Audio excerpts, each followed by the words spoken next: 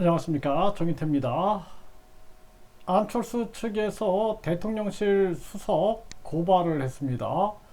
윤석열의 위기, 이 주제로 말씀을 드리겠습니다. 네, 안철수 측 강승규 수석 고발을 했습니다. 후안무치 바로잡아야 한다.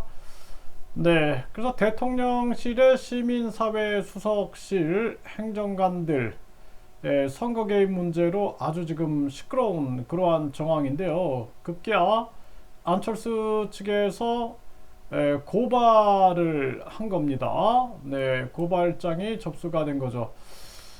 네, 이게 참 심각한 문제죠. 역대 이런 경선이 없었던 것 같습니다.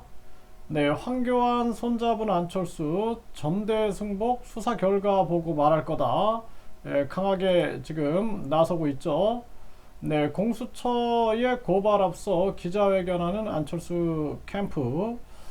네, 지금 이 윤석열 대통령이 결국에는 굉장한 위기에 빠지게 된다. 저는 그렇게 봅니다. 이 참모들이 잘못하면 이런 결과가 나오는 거죠. 대통령실이 민생에 집중을 해야 되는데 완전히 무슨 김건희 여사 변호사실도 아니고 또 무슨 선거 캠프도 아니고 이게 뭐 하는 건지 모르겠습니다. 그래서 이것이 이제 윤석열 정권에 큰 위기가 오고 있는 거예요.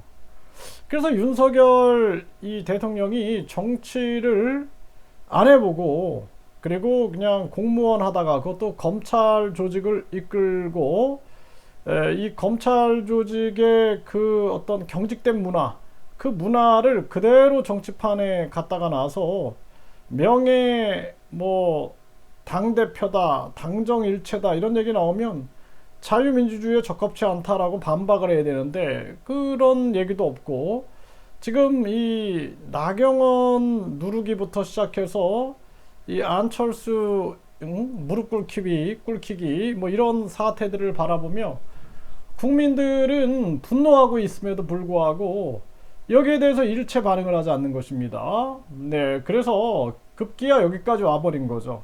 장막 뒤에 누가 있는가 여기에 대해서 이제 국민들이 의혹을 안 가질 수가 없는 거죠. 네, 그래서 지금 윤석열 대통령이 정치하는 모습이 굉장히 독단적이에요. 대통령실을 용산으로 옮기는 문제 때부터 무슨 저런 대통령이 다 있나 그런 생각을 했어요. 왜냐하면은 개인 집 이사하는 것도 아니고 청와대에서 대통령실이 나오는 건데도 불구하고 국민의 의사를 묻지 않고 그냥 졸속으로 막 옮기고 거기에다가 영빈관을 짓는 애 뭐네 하면서 계속 문제를 일으키고 뿐만 아니라 5세 아동을 초등학교에 입학시킨다. 또 지금도 이태원 참사에 대해서 국민들은 분노하고 있어요. 누가 정치적 책임을 졌습니까? 계속 그냥 억누르기 하는 그러한 모습이 아니냐. 그리고 이번에 강제징용 이 문제도 가장 중요한 건 피해자들의 입장인데 피해자들이 반발하고 있는데 가스라이팅을 하고 있는 거예요. 지금 윤 정부가. 이런 것이 총체적으로 위기에 다가오게 되고 공정과 상식을 스스로 무너뜨리고 그리고 이 이재명, 문재인 철저하게 조사를 해야 됩니다. 그리고 김건희 여사도 철저하게 조사를 해야 돼요. 법 앞에 평등해야 되는 건데 이 뭔가 이 50억 클럽도 마찬가지고 불공정하다라는 국민들의 의견이 많아요.